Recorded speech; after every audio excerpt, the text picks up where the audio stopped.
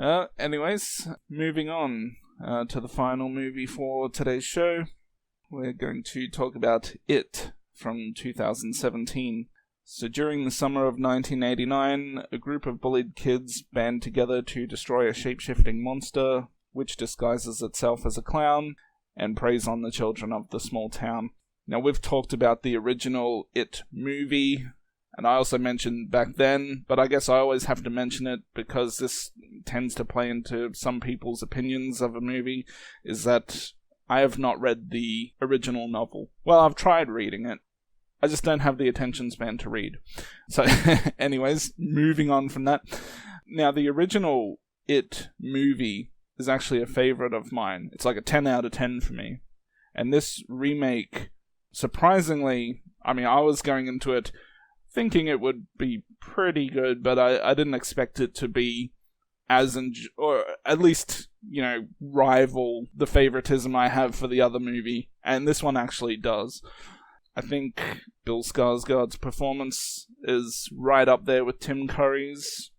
I don't know if I'd necessarily say it's exactly as good or better, but I think it's right up there. The kids in the movie are pretty great. They're likable. They have their funny moments, and yeah, I think it harkens me back to my childhood days, and having your group of friends, and brought up some good memories back then as well. And I think another thing is that they really did a good job with the music in the movie as well. I thought the score for the movie was pretty excellent. When we spoke about the 1990 version of the Stephen King novel, I spoke, just mentioned a few things about why I thought the 90s version did good and how it compared to the novel.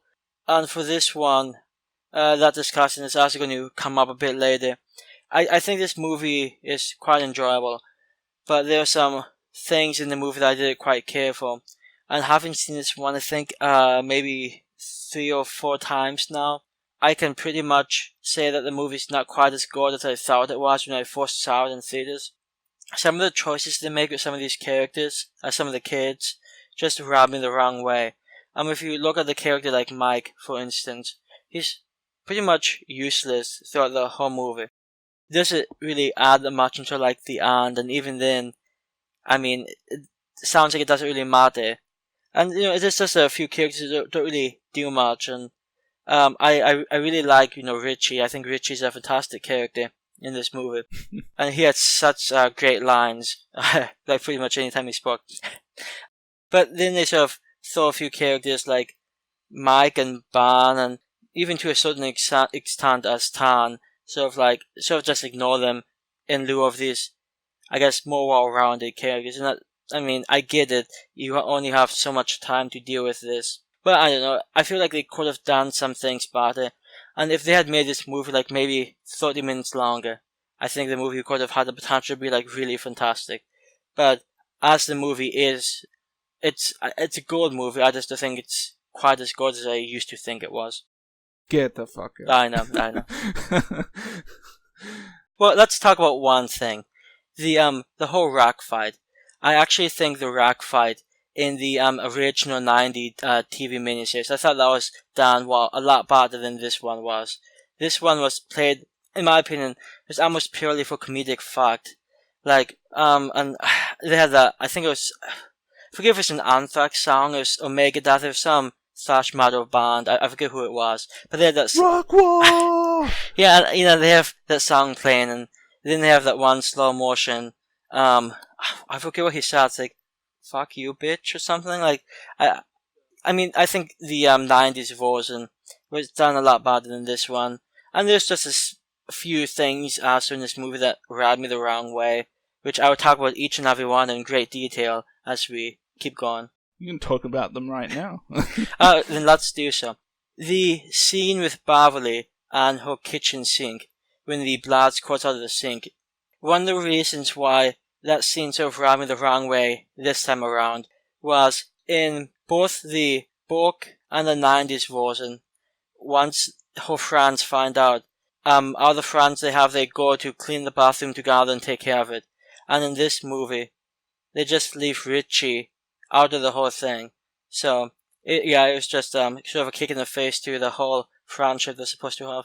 Any others? You got any more complaints about this? Just a few. When they go to the house on Neilboat Street, they leave, I think, was it 3 of them or was it 4 of them out for the lookout? Yeah, because I think Bill, Artie, and Richie went in, and pretty much everybody else was left outside. And now eventually they come together and deal with Pennywise. But just sending the 3 of them in, I mean, that's such a... I mean, in the book, they all went in together, and I just felt like camaraderie in the book. And they didn't even deal with this house in the 90s adaptation. So I'm very happy they brought it in.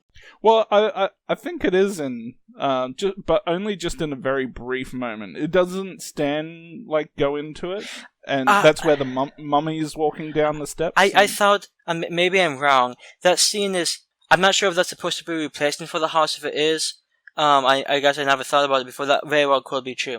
I know that scene in the book, that was supposed to be a water tower, but they changed it, of course, in the 90s, miniseries to the house.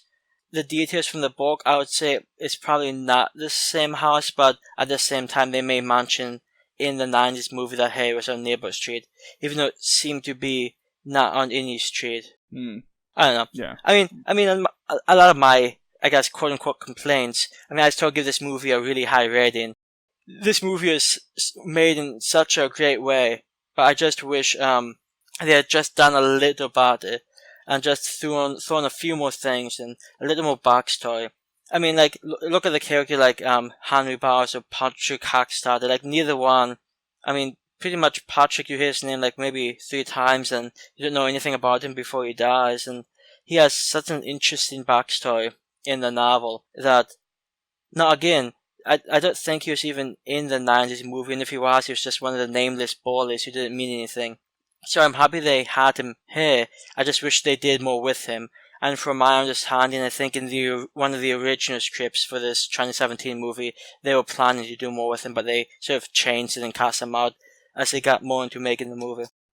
One of my favorite moments in this movie, during the scene towards the beginning, Georgie and Pennywise talking to each other, there's a funny moment where it almost looks like Pennywise kind of just restarts and Windows 10 has crashed and his eye just goes crazy. He's kind of Yeah, the interesting thing, because you mentioned this, I actually think, and I may get this pronunciation wrong, Skarsgård, I think he actually does a better job than Tim Curry does.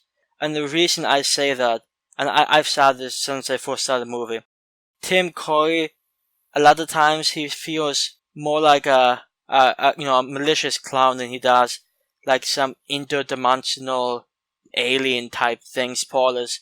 He's not actually a clown, it's like an interdimensional demon type thing. But in this movie, Skarsgård doesn't really seem human at all. And that conversation you're talking about, when he tries making a joke with him, but it's like the facade fails, and it's like, screw it, I'm just gonna look really hungry at this kid. And he does, and I think it works really well. I think his performance in this movie is fantastic. Aside from maybe that one dance scene, I'm sure the other. That was a bit silly. But yeah, I think the fact that he did it so much differently to the way Tim Curry did it is also good, because if he tried to do it the same, it probably wouldn't have worked for a couple of different reasons. But yeah, so the fact that he played it differently definitely helped. And like I was saying, with that eye thing that he was doing, apparently that's not special effects, and that's actually him doing it. It's just some weird freak thing that he can do. So, which worked really well in this movie. Yeah. Hopefully the sequel is about as enjoyable as this one was. I'm not. I'm a little worried, just because I know part 2 of the original one didn't go so well, and I don't know if this one's capable of, the second chapter, capable of matching what we saw in the first. So I would say I know that some critics have seen the movie, and from my understanding, get somewhat mixed views, which isn't surprising. So I'm somewhat hopeful. This movie, the 2017 movie, is made pretty well. So I expect. I mean, if it's worse, I don't think it's going to be like a lot worse. It's not going to be like a Chrome Skull 2 type situation. Like it's going to be close to like maybe hitting where it's supposed to be. So if you give this one that rather rating you give it, like at worst, hopefully part 2 is like maybe just a point less. So I don't know. I'm hopeful. I just want to talk about one more thing. It's not necessarily a problem with the movie itself, but how they went about to make the movie. In the book, one of the most unique parts about the book for me is how it goes from current day, which in the book is 1985, to the past, which is like 1958. And it sort of goes back and forth, and throughout the book, it's a long book. It just fills in the story of what happened between the past and the present. And I thought that was such a unique way to tell the story. And they did the same thing in the 90s movie, with part 1, after they got the phone call, it sort of flashed back to their experience with Pennywise. And, it was somewhat cheap because it was a television production, but it was still pretty true to the book. But because of the way they made these two movies, with part 1 just being the kids and part 2 being them as adults, I feel like it sort of loses a little something. And that's not, I know that they're probably going to be throwing in some flashbacks in part 2.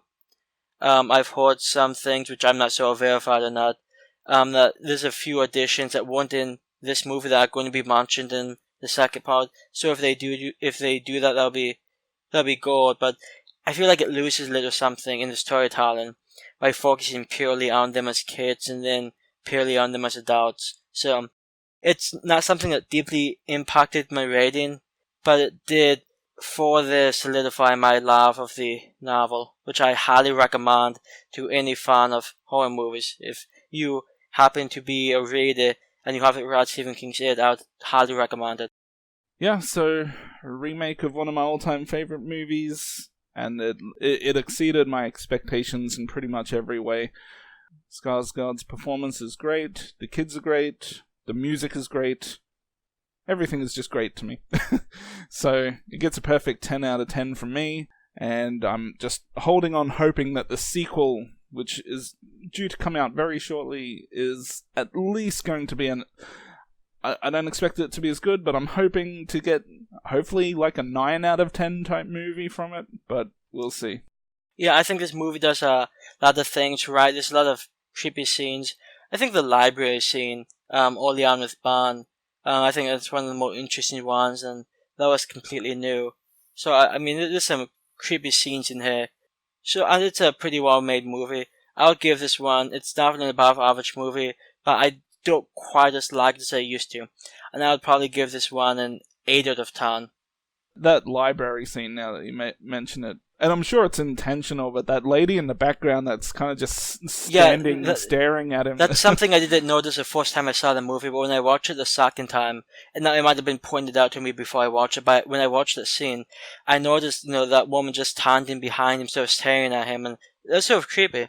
And it sort of makes sense in the context of the story, because Pennywise sometimes does sort of, not necessarily possess, but his entity is fault. So, I mean, and he sometimes did use people like that.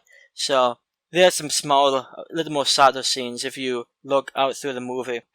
Speaking of which, when Richie goes into the room full of clowns, you can pretty clearly see a sort of a Tim Curry Pennywise puppet. Yeah. Which, I think sort of a nice little reference to the 90s version.